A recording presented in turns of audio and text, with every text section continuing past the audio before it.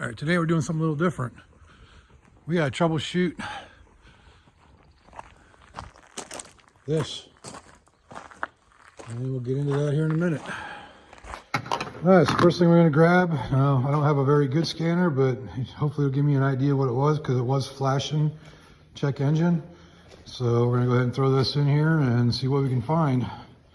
Last time I did this, it was a bad coil and we replaced one, and we still have 5 more to go, so we'll see. So this is Robin's 2005 Lexus, and we went to drive down to our doctor's appointment yesterday down in Altus, which is about 50 miles away. Got about a mile down the road and it started acting up.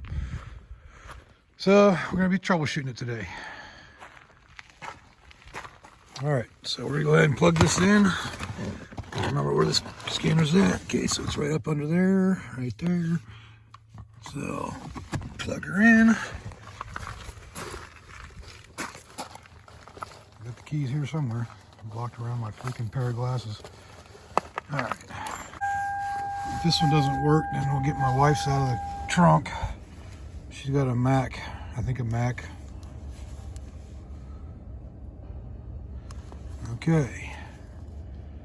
So let's go back. No codes. And we have, okay, so not showing any codes.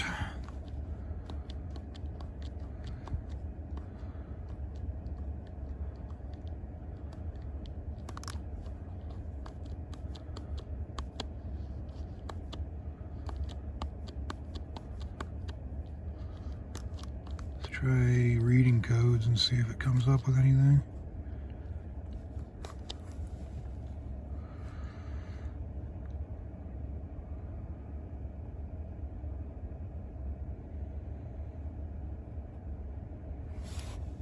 Okay, so I didn't find any codes, so I guess that means we gotta get out the other scanner. Hopefully it can read history. All right, okay, so I got the wife's scanner out here, and this is a, I don't know. Thought it was a Mac or something, but let's see if we have any history codes from yesterday. No DTCs. So basically we are troubleshooting nothing. See if it reads any current faults. Nothing. All right, so now we just gotta drive it and figure out why it did what it did. And then have the scanner hooked up and we'll scan it while we're doing it, while we're driving. So I don't know if you can see this or not, but it's jumping around pretty good. So I'm gonna see if I can get some live data here. Let's see what we're dealing with here. Okay, that ain't what I need. Go down here and view data.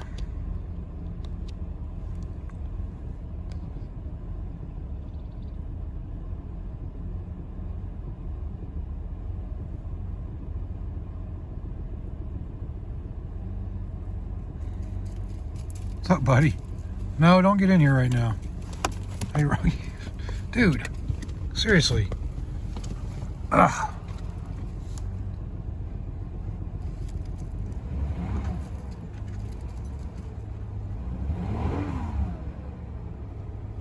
It's weird, the TPS isn't moving. That's absolute TPS. It's really hard to do this with one hand. Like I said, I still give people like Rain Man Ray credit for this.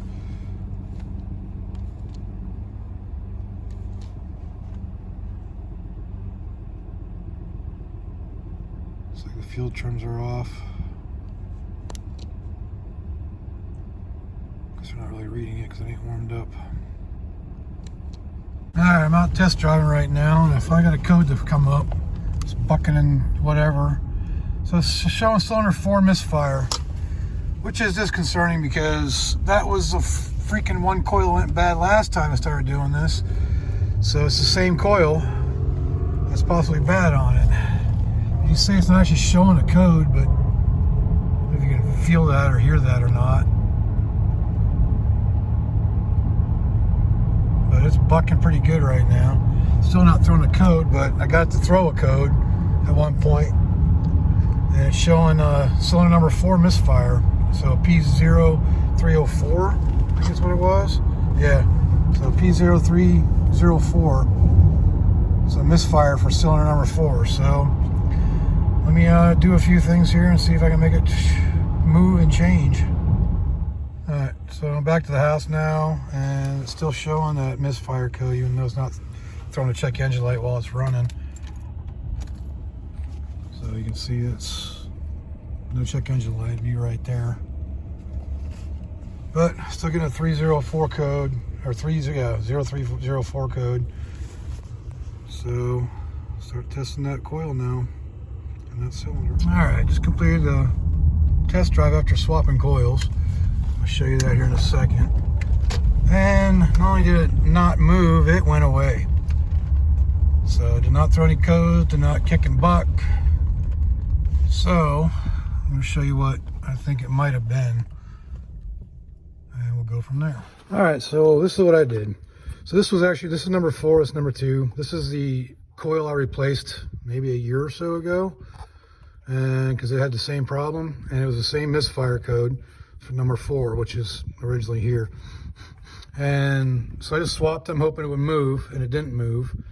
So the only thing I can think of is maybe because these plug tabs are actually broken, so there's nothing actually holding them on, is maybe this one just kind of loosened up a little bit and lost contact.